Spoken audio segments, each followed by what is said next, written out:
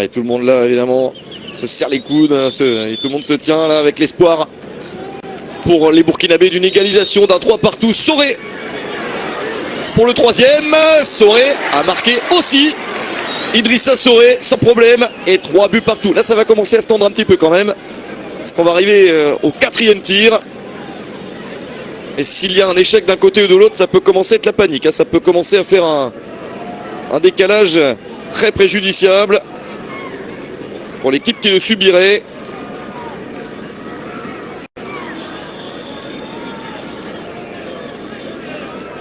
Le 4e tir sénégalais à venir.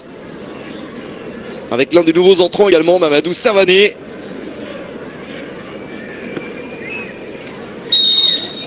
Celui-ci peut déjà valoir très cher. Ouais, il le met avec beaucoup de puissance et dans le coin du but, c'est bien fait.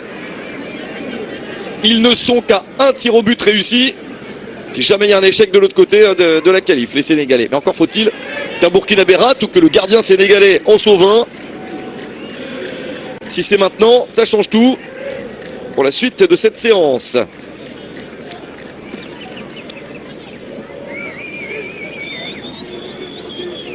Et le joueur burkinabé chargé d'égaliser à 4 partout est Landry Yaméogo, le capitaine de la seconde période. Un des joueurs les plus réguliers dans ce tournoi pour les jeunes étalons. Il a été bon, coupé de trajectoire, fait des relances, il était un peu partout. Et là, il faut qu'il marque. Yaméogo. Ah mais il le met aussi, impeccablement. 4 partout. Bon bah là, on est dans le très très vif du sujet. Il ne faut plus d'échecs. On va être, normalement on commence ça après 5 tirs, mais puisqu'il y a égalité totale, bah ça commence dès maintenant. Au moindre décalage sur une série de... il y aura un qualifié, un éliminé. Ça commence maintenant.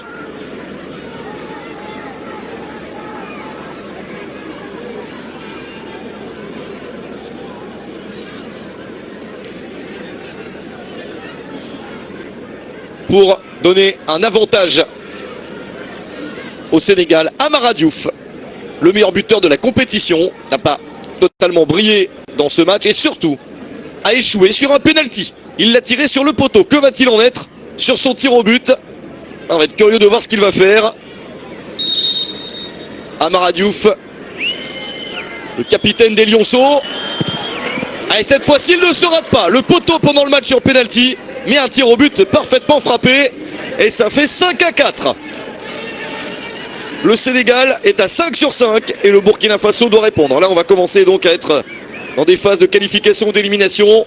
Si les Burkinabés égalisent, on continue. S'ils ratent ce tir au but à venir, c'est terminé et le Sénégal est en finale. Donc de la pression sur les épaules de Souleymane Alliot, bien sûr. On ne l'avait pas encore vu, on l'attendait, c'est le meilleur joueur burkinabé. Son fameux doublé contre le Cameroun en poule. Il a été super également en quart de finale. Et là, il lui faut marquer Souleymane Alliot pour ce tir raté. C'est terminé. Ah, terrible. Mais c'est un classique. Le meilleur joueur d'une équipe en échec, Souleymane Alliot, tire sur la barre. Ce qui qualifie le Sénégal pour la finale. Le match est terminé avec ce 5-4 au tir au but pour les Sénégalais. L'échec de Souleymane Alliot est le seul de cette séance. Il va longtemps ruminer ça, le pauvre, alors qu'il a fait un très très grand tournoi.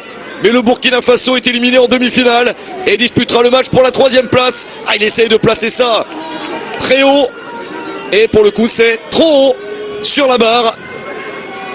Ah, quel dommage pour lui. Dommage que ça tombe sur lui. Il a été si bon, il va falloir digérer ça. Et peut-être revenir en marquant des buts dans le match pour la 3e place. Mais la finale sera sénégalaise. Eh bien, ils ont eu chaud, les Sénégalais. Ils ont eu chaud dans ce match. Ils n'ont jamais